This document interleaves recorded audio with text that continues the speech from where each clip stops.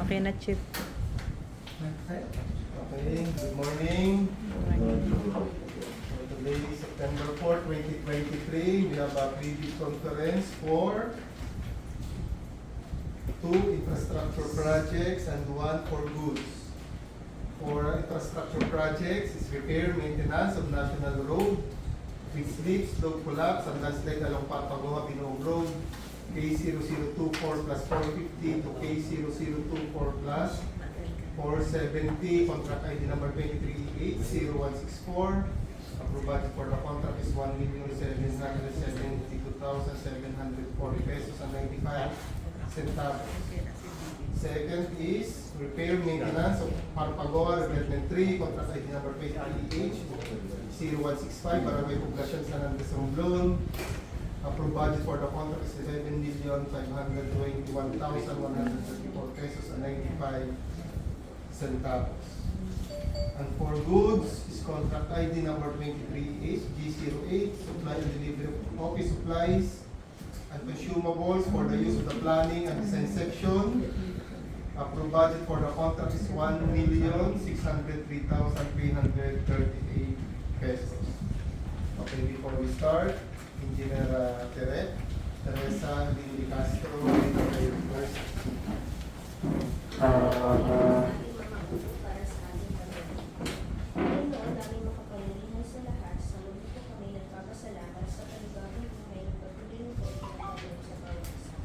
Salamat din po sa panibagong oportunidad na muli mo po itinanggap sa amin upang patuloy po kami makapagintog sa inyo sa aming kapwa sa pamamagitan po ng aming ahensya. Patuloy po sana ang pagkalooban ng wisdom at bawat isa na namin sa pangalaman. Continue to align our goals into your rules, O Lord, para maging matagumpay lahat ng aming mga gawa. Lalo't higit ang aming activity na yung araw ng conference para sa proyektong pag-infrastruktura. This we pray in the mighty name of Jesus.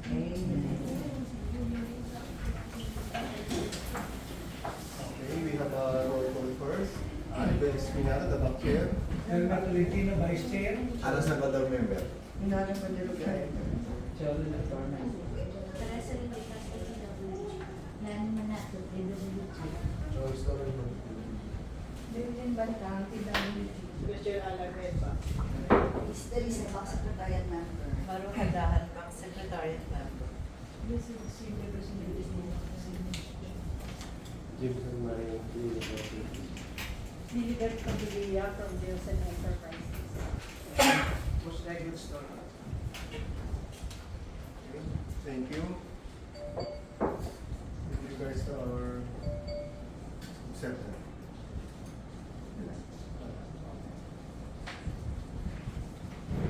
Okay, good morning. So for infrastructure project first, we have 2 contract ID, number 23H0164 and contract ID number 23H0165, as I mentioned previously. So first, with regards on plans and programs, with regards for the 2 infrastructure projects, contract ID number 23A0164, repair maintenance of National Road, landslide along Papagoa, Binoog Road, K0024 plus 450 to K0024 plus 470, and repair maintenance of Papagoa Development 3, contract ID number 23A0165, Barangay Poblacion, San Andres, Romblon.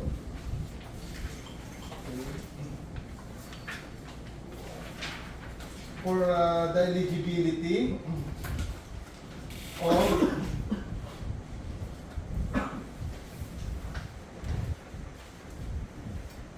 (23H0164), location is Barangay Marisol, San Andres, Romblon. The required pickup license for this contract is as follows: size range small B, license category C&D, largest single project, less than or equal to 15 million pesos. Allowable range of contract cost up to 30 million pesos. The following are the major categories of works involved in the contract to be bid: roads, construction, slope protection using structural measure, for example, revetment, retaining structures, wire net, etc. Second, the following are the similar categories of works that shall be considered in the evaluation of the work experience required for the contract to be bid: flood control, construction, slope protection using structural measure, for example, revetment, retaining structures, wire net. The following qualifiers shall be applied to this contract. Must include major structural components of both substructure and superstructure. And for repair maintenance of Parpagawa Revetment 3, contract ID number 530165, approved budget for the contract is 11,521,134 pesos and 95 centavos. The required pickup license for this contract is as follows: Restraints small b, license category C and D, large single project, less than or equal to 15 million pesos. Allowable reach contract cost up to 38 million pesos. The following are the major categories of works involved in the contract to be bid: roads, constructions, the protection using structural measures, for example, revetment, retaining structures, one. Two, the following are the similar categories of works that shall be considered in the evaluation of the work experience required for the contract to be bid: flood control, construction, slope protection using structural measures. The following qualifiers shall be applied to this contract: must include major structural components of both substructure and superstructure. With regards to program and plans, Engineer Alan Salvador, please. Okay, your name. I have here the program and the ABC, including the DUPA for the repair maintenance of national roads with slip collapse and landslide along Parpagawa Binoog Road. Located in kilometer 24 plus 450, kilometer 24 plus 470. Approved plan is here with me. And another is the construction of Bunlao flood control structures along Magdasa Provincial Road.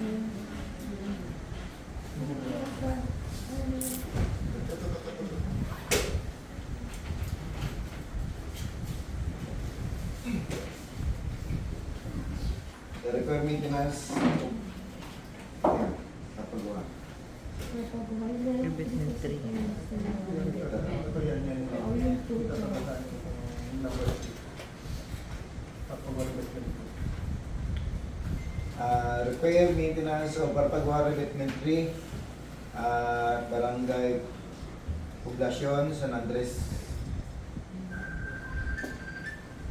The program and plans are approved and DUPA and ABC are all approved. So, bidding of opening of bids for the top projects will be on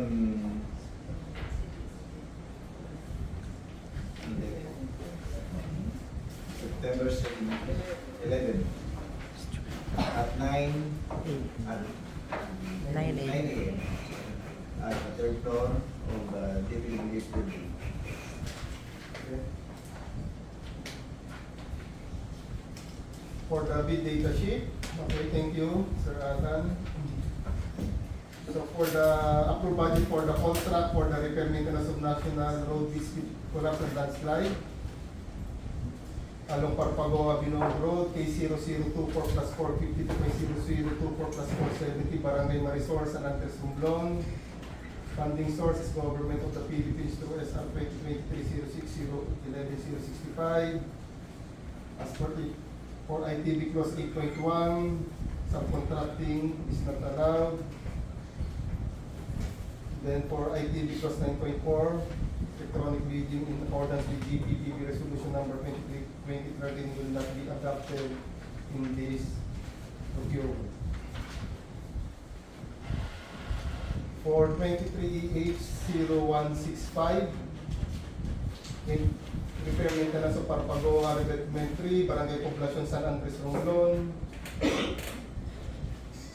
As for IT funding source of the Funding source is Government of the Philippines through SR 2023-060-11065. Repair maintenance of Parapagora Betting Barangay Poblacion San Andres Romblon. As per ITB clause 8.1 subcontracting is not allowed. As per ITB clause 944, 9.4 electronic bidding in accordance with GPP, the resolution number 23, 2013 will not be adopted in this procurement.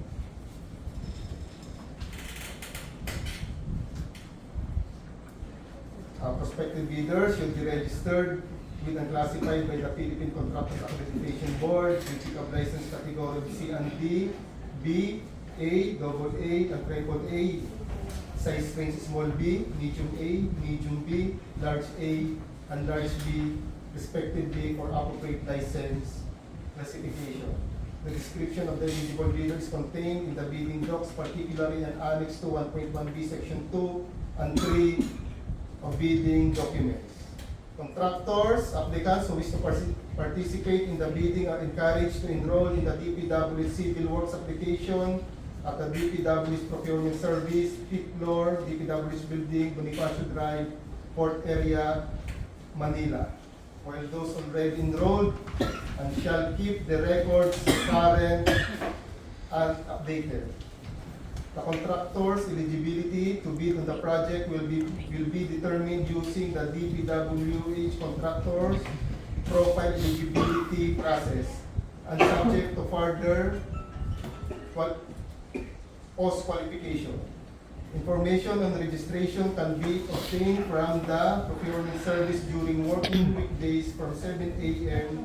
to 4 p.m. or at the DPWH website. Bidding will be conducted through open competitive bidding procedures using non-discretionary pass-fail criterion as specified in the 2016 revised implementing rules and regulations of Republic Act 9184, otherwise known as the Government Procurement Reform Act. The contract shall be awarded to the lowest calculated responsive bidder who was determined as such during post-qualification.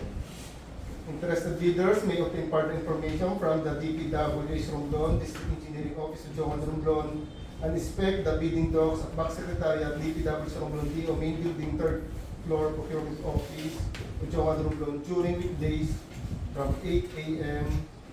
to 5 p.m. Okay, a complete set of bidding docs may be acquired by interested bidders already started last August 23 up to September 11, 2023 from the address I mentioned, and upon payment of the applicable fee for the bidding docs pursuant to the latest guidelines issued by the GPPB in the amount of 5,000 pesos each for contract ID number 23E80164 and 25,000 pesos each for contract ID number 23E80165.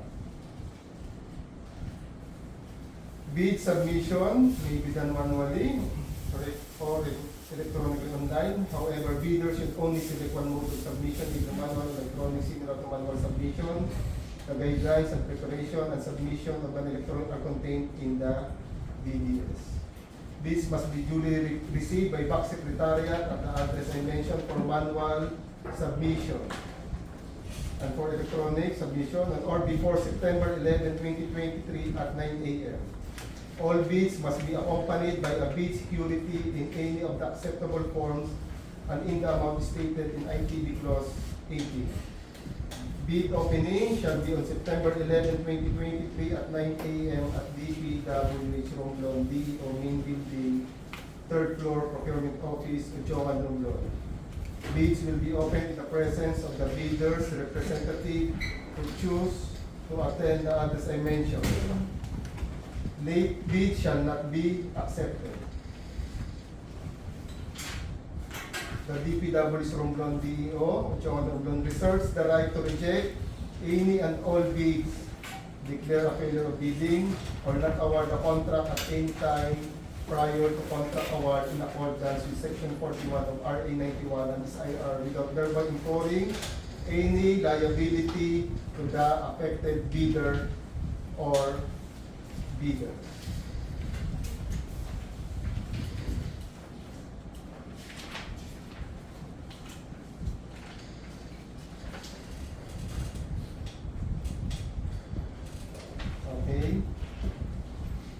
For the bid data sheet, there's also a key personnel, project manager, project engineer, materials foreman. Accredited safety officer required upon issuance of notice award, subject to D129 series of 2014, and submission of construction safety and health program approved by the Department of Labor and Employment. First aider with certificate of training issued by representative applies to DOLE requirements for the approval of construction, safety, and health program. This one is required upon issuance of notice award, subject to DO129 series of 2014. Submission of construction, safety, and health program approved by the Department of Labor and Employment. The key personnel should meet the following numbers of years work experience as per bid data sheet, and include the tax identification of the key personnel compliance to DO98 series of 2016 revised guidelines on the accreditation of contractors, consultant, materials, engineer. Please include the contact number of the materials engineer. For the minimum major equipment requirements are the following. As per the bid data sheet, there's a backhoe, vibrator, backhoe, water truck, dump truck, backhoe. Please refer to DO11 series of 2017 for the minimum material testing equipment and DO127 series of 2018 district application of RA 9184 in the conduct of post-qualification of bidders with delayed ongoing contract. The list of contractors' major equipment unit which are owned, leased, and or under purchase agreement supported by proof of ownership or certification of availability of equipment from the equipment lessor vendor for the duration of the project. Or prospective bidders, is there any question with regards to bid data sheet? Okay, there's none. Okay, thank you. And for the pre-bid for goods, we have contract ID number 23EH G08, supply and delivery of office supplies and consumable for the use of the planning and design section, Conchongan Romblon, place of deliveries, DPW supply office. Approved budget for the contract is 1,603,338 pesos. Source of fund is side 2023 EA. Delivery date of goods, 15 days upon receipt of notice to proceed. For the prospective bidders, ako niya na invitation to bid, right? For goods, one of the prospective bidders. The BAC is conducting the public bidding for this contract in accordance with RA 9184 and its revised implementing rules and regulation. Bidders should have completed within from the date of submission and receipt of bids a contract similar to the project. The description of an eligible bidder is contained in the bidding documents, particularly in section 4, instruction to bidders. To be eligible to bid for this contract, a supplier must meet the following major requirements: registration certificate from SEC, DTI for sole proprietorship, or city for cooperatives. Mayor's business permission issued by the city or municipality where the principal place of business of the prospective bidders located, or the equivalent document for exclusive economic zone or areas. Tax clearance for Executive Order Number 398 Series of 2005 as finally reviewed and approved by the BIR. Filipino citizen or 60% Filipino-owned partnership corporation. Completion of similar contract costing at least 50% of the ABC within 2 years. And net financial contracting capacity at least equal to the ABC or in the of NFC's computation, a committed line of credit specific to the contract to be bid from a universal or commercial bank. The DPWH will use non-discretionary pass of pay criteria and eligibility check, preliminary examination of bids, evaluation of bids, post-qualification, and award. Opening of bids and submission of bids is on September 11, 2023, exact at 9 a.m. at DPWH Romblon D, main building, 3rd floor, procurement office of Johan Romblon. Bidder shall pay the back a non-refundable fee in the amount of 5,000 pesos for the bidding documents. Upon securing hard copies of the documents, bidders that downloaded any documents from the DPW's website shall pay the fee upon the submission of their bids. All bids must be accompanied by a bid security in any of the acceptable forms and in the amount stated in instruction to bidders. The Department of Public Works and Highways, Romblon District Engineering Office reserves the right to accept or reject any bid and to annul the bidding process anytime before the contract award without incurring any liability to the affected bidders. Okay, ma'am, is there any question from the prospective bidders or any clarifications? Yes, ma'am. Sir, with regards dun sa mga items po, like yung inkjet, matte film, parang nire-request po is AccuPrint brand. Is it okay po, sir, if we serve another brand, pero same specs lang? Ma'am, with regards to branding, we are not allowing any brandings for the project as long as pass the specifications. Okay. Okay, thank you. Okay. Is there any more? Doon pala sa amin sa pwede kami mag-request ng site inspection dito. It's your dapat. You will conduct a site validation from your part. I think no need to request. Just go to the site, conduct site inspection, site validation.